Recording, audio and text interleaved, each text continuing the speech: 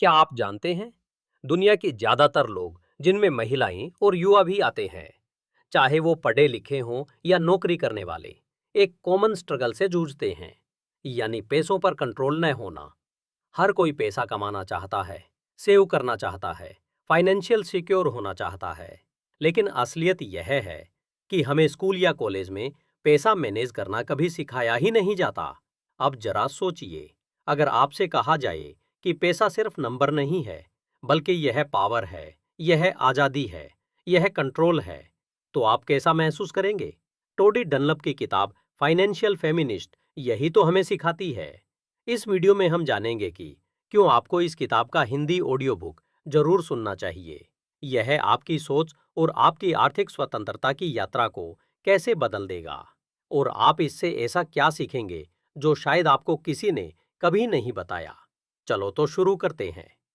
तो दोस्तों, financial feminist एक बेस्ट सेलिंग किताब है, जिसे लिखा है टोडी डनलप ने। टोडी सिर्फ 25 साल की थीं जब उन्होंने $1 लाख बचाए, और तब उन्होंने अपने करियर को पूरी तरह बदलकर फाइनेंशियल एजुकेशन और महिलाओं को आर्थिक बदलाव सिखाने का मिशन अपना लिया। उनका मकसद था खासकर महिलाओं और युवा पीढ़ी को यह एहसास कराना कि पैसा उनके कंट्रोल में होना चाहिए, न कि इसका उल्टा। किताब में बहुत ही सिंपल रियल लाइफ और प्रैक्टिकल भाषा में बताया गया है कि सेविंग्स कैसे करें, इन्वेस्टिंग कैसे शुरू करें, कर्ज से कैसे बाहर निकलें, और सबसे जरूरी बात, पैसे के साथ अपने रिश्ते को कैसे हेल्दी बनाएं। यह किताब महिला पुरुष दोनों के लिए है, लेकिन खास तौर पर महिलाओं के लिए, क्योंकि सदियों से आर्थिक फैसले और पैसों पर पकड़ उन्हें ठीक से सिखाई ही नहीं गई। इसलिए इसे फाइनेंशियल फेमिनिस्ट कहा गया, यानी वो स्त्री जो पैसों पर भी बराबरी का अधिकार रखती है। क्या आपने गौर किया है कि हम बचपन से ही पैसों को लेकर अलग अलग तरह के मैसेज सुनते आए हैं? जैसे लड़कों को सिखाया जाता है पैसा कमाना उनकी जिम्मेदारी है, लड़कियों को सिखाया जाता है सेविंग्स करो, खर्चे कंट्रोल करो। पर असली सवाल यह है कि क्यों क्यों नहीं हर इंसान, चाहे वो महिला हो या पुरुष, पैसों के खेल को बराबरी से सीखे और खेले। टोडी डनलप इसी सच्चाई को सामने लाती हैं। वो कहती हैं, पैसे का मामला सिर्फ गणित नहीं है, यह संस्कृति और मानसिकता से जुड़ा हुआ है। समाज हमें यह मानने पर मजबूर करता है कि पैसों की बातें करना लालच है। हमें डराया जाता है कि निवेश यानी इन्वेस्टमेंट कठिन और सिर्फ बड़े लोगों का खेल है। हमें यह सोचने पर मजबूर किया जाता है कि मैं तो पैसे के मामलों में अच्छा नहीं हूं।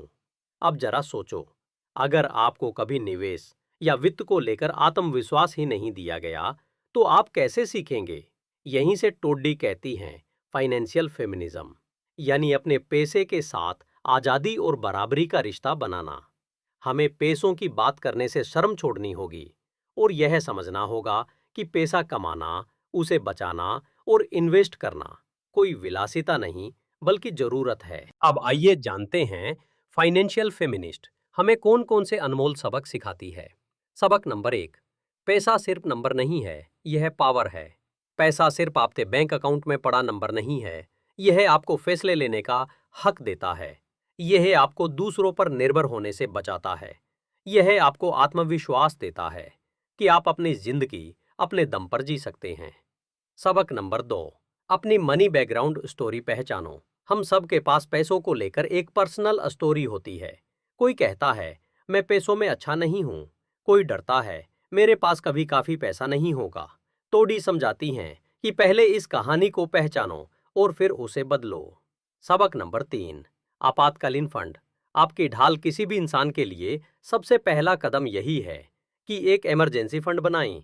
3 से 6 महीने तक का खर्च अलग रखना जरूरी है, क्योंकि जीवन में अप्रत्याशित घटनाएं कभी भी आ सकती हैं, और उस समय यह इमरजेंसी फंड आपकी सबसे बड़ी ताकत बनता है। सबक नंबर 4, निवेश करना कठिन नहीं, सरल है। अक्सर लोग सोचते हैं कि निवेश करना बहुत जटिल काम है, लेकिन टोडी इसे बहुत आसान तरीके से समझाती हैं। म्यूचुअल फंड्स, इंडेक्स फंड्स और कंपाउंडिंग का जादू, ये सब आप छोटे छोटे कदमों से शुरू कर सकते हैं। सबक नंबर 5, कर्ज से बाहर निकलने की योजना। किताब बहुत सीधी बात करती है, कर्ज बोझ नहीं बल्कि एक स्थिति है। इससे बाहर निकलने के 2 रास्ते हैं, या तो स्नोबॉल मेथड या अवलांच मेथड। दोनों को छोटे छोटे कदमों में अपनाकर आप कर्ज की बेड़ियां तोड़ सकते हैं। सबक नंबर 6, पैसा कमाना खुद के लिए और समाज के लिए। टोडी कहती हैं, पैसा रखना सिर्फ अपने लिए नहीं बल्कि दूसरों की मदद करने और समाज को बेहतर बनाने का भी जरिया है। जब आप आर्थिक रूप से मजबूत बनते हैं तो आप चैरिटी, परिवार और अपने सपनों में इन्वेस्ट कर पाते हैं। अब दोस्तों, सवाल यह है, क्यों आपको इस किताब का हिंदी ऑडियो बुक सुनना चाहिए? इसका पहला कारण है क्योंकि ज़्यादातर लोग टेक्निकल अंग्रेजी में फाइनेंस नहीं समझ पाते।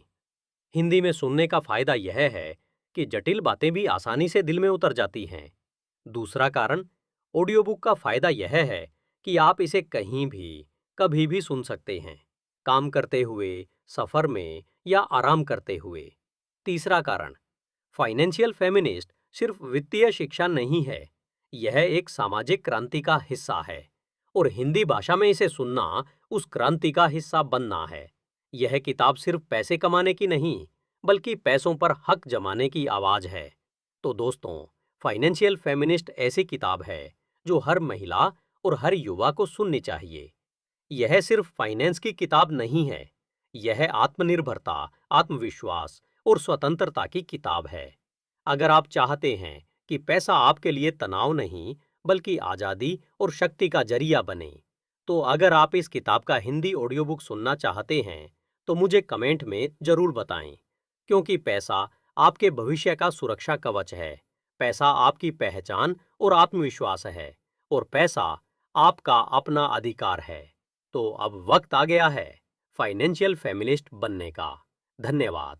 मिलते हैं अगली बार एक और जीवन बदलने वाली किताब के साथ। HindiAudiobook.com।